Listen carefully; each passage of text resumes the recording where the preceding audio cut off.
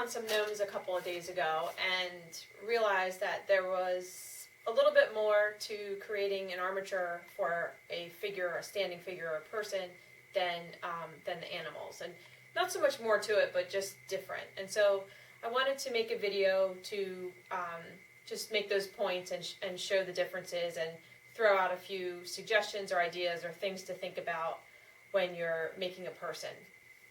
So this is a gnome armature before I put pipe cleaner on it.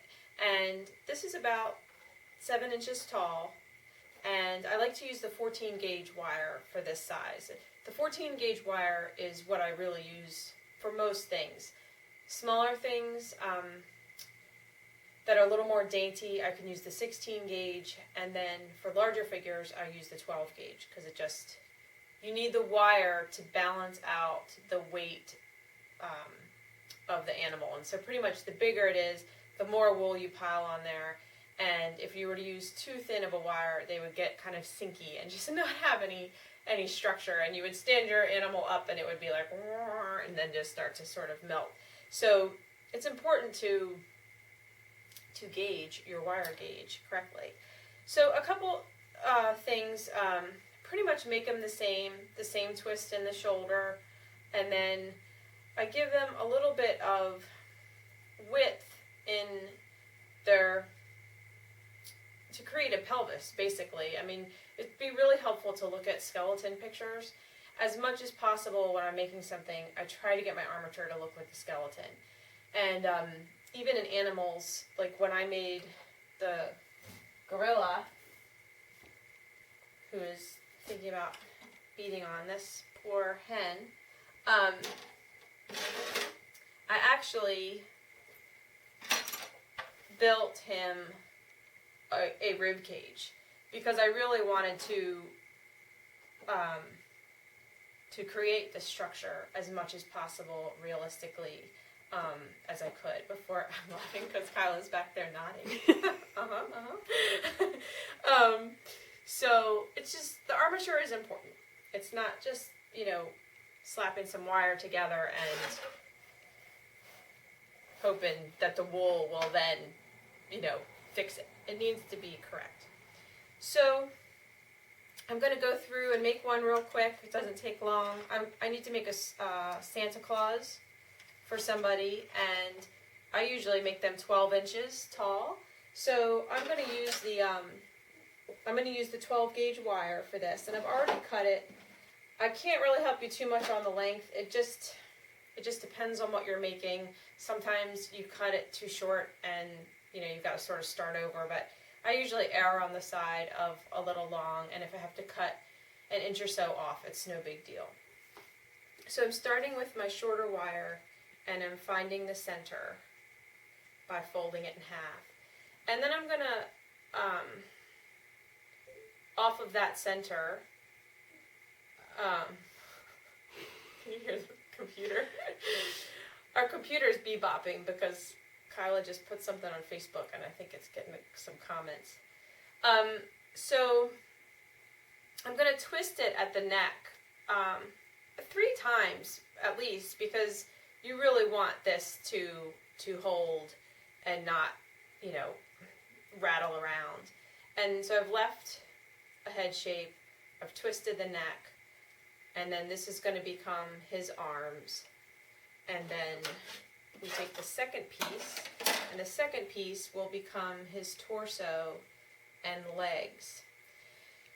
So the reason I do it this way is because it makes the 2 pieces of wire more manageable, easier to figure out the approximate length. Because the other way to do it would for one wire to be the head, body, and legs, and for another wire to be just the arms. The reason I'm even saying anything about it is because if you were animating, the way that I make them, if you move the head, the arms might move a little bit too, because they're actually the same wire. And if you don't want that to happen, you either need to just use one wire for the arms and another wire for the head, body, and legs. But for our purposes of having a posable structure in our needle felting sculpture, this is just fine. So I found the second center of the second wire, and I sort of put that on his neck like a scarf.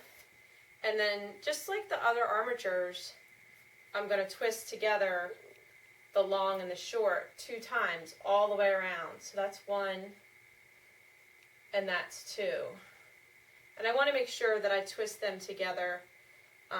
If you want to zoom in on that, twist them together so that the wires marry really evenly, and I'm not just twisting one wire around another. They're really twisting together. So now I'll do this side. Whoops, it's dangerous. 1, 2. And so I did this side better. To get the wires to twist evenly, you just put an equal amount of pressure on each one.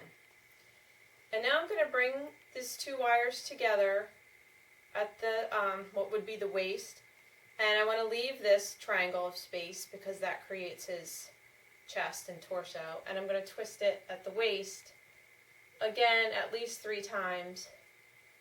I am eyeballing the size. I tend to do that. I don't do a lot of measuring, but if you're a measuring kind of person, then what I would do is try to make an armature that you really like, and then measure it, and then when you do it again the next time, hopefully get it.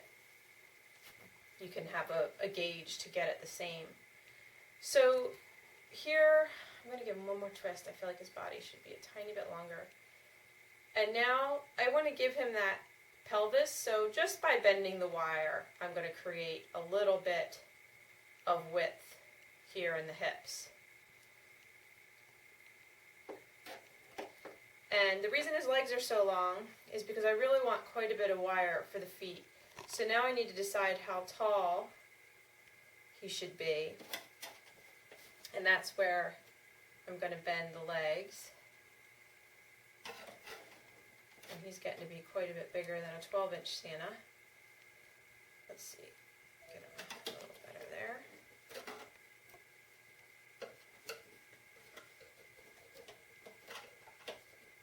And just make sure your legs are even. And so on the foot, I'm going to figure out how long I want the foot to be and bend this back around. And I kind of leave a flat loop there, something that'll help him stand. But if you look at a skeleton, our heel is a bone that really sticks out from where our, what is that here, tibia, I think, sets into your ankle. So we need to create that, because if you didn't create that, he would tip backwards and not want to stand properly, and his foot would look like you had just, taken a sausage and folded it at a right angle. So we want to create that foot. So I just let the wire go out past the back of his foot. I'm going to cut it a little bit and then turn it back in. Oh, I just hit me in the head.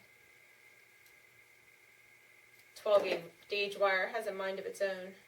So actually when I do this, he should stand up.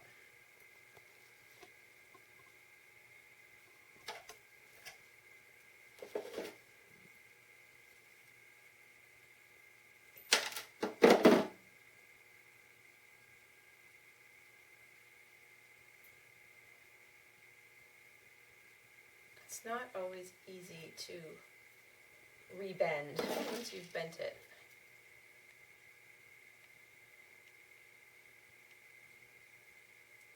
So just take this around, try not to get smacked in the face again. Alright.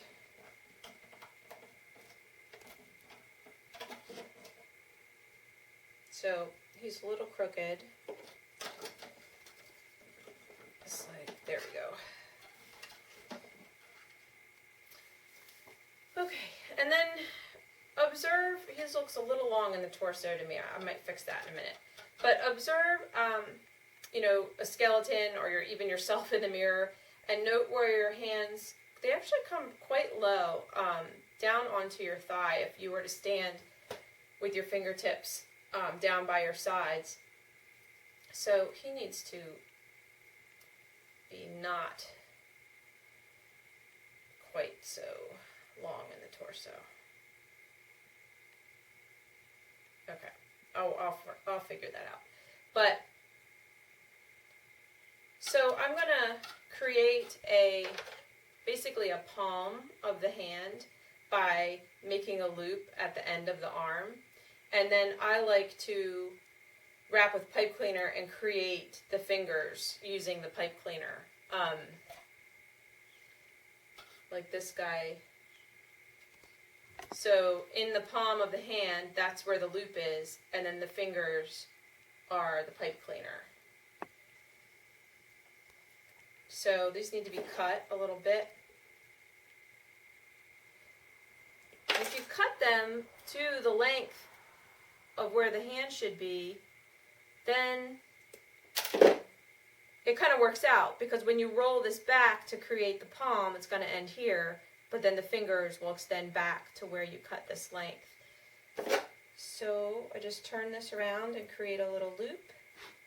Oh my gosh, I did not anticipate how wacky this wire would be to work with.